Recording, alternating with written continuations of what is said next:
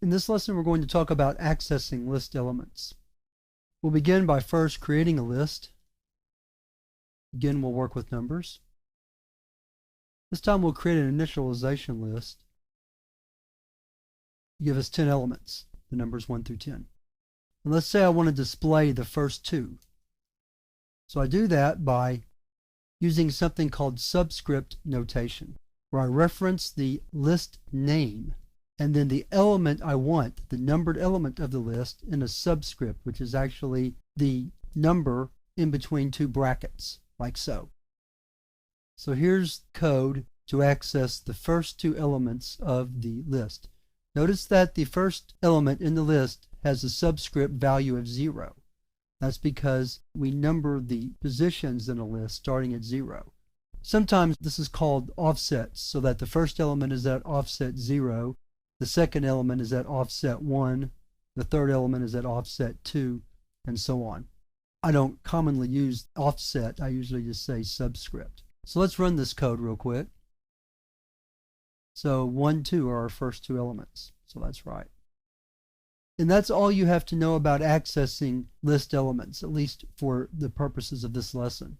Now let's look at a little more involved example. Let's say we want to compute the sum of the elements in this list. So to do that, first thing we're going to do is create a variable called sum. Then we're going to write a loop. Yes, I know in the first lesson I used a method sum to return the sum easily, but I want to demonstrate how to access elements. We'll get back to the sum method later. So the code is for int I equals 0, I less than numbers dot count. Well, let's think about that for just a moment. Count returns the number of elements in a list. So in this particular list, there's 10 elements, 1 through 10. But the I is going to represent the subscript. So if we went to 10, that would be one too many. The last element is at subscript 9. So we want to go less than count by 1. So we don't want 10, we want 9. Then we want to increment I by 1 each time. And then we're going to write sum plus equal numbers sub I, so that we get each element of the list by its subscript. And then we'll write out our result. The sum is, and that sum should be 55. So let's run it. And it is. Let's work with one more example just so you don't think everything is based on numbers here. Let's create a list of strings and access those elements. So we're going to write list string names equals new list string.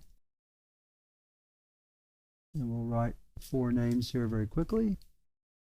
Let me scoot my panel over, give you a little more room so you can see what I'm doing here. Here we go. For int I equals 0, I less than names dot count, plus plus I, console, right line, names sub I.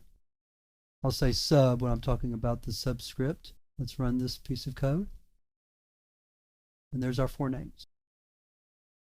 So to sum up, when we want to access list elements, we use the subscript to reference the position of the element in the list. This is not the only way to do it.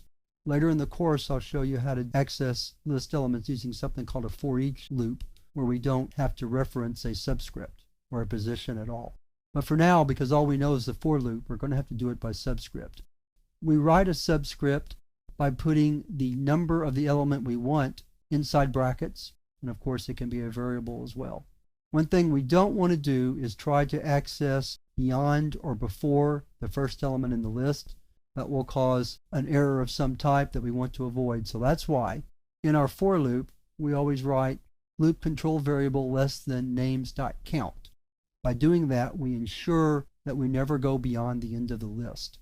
So rather than put a number in, like 9, because I think that's the size of the list, or the count, I'll just use the computer to compute that for me.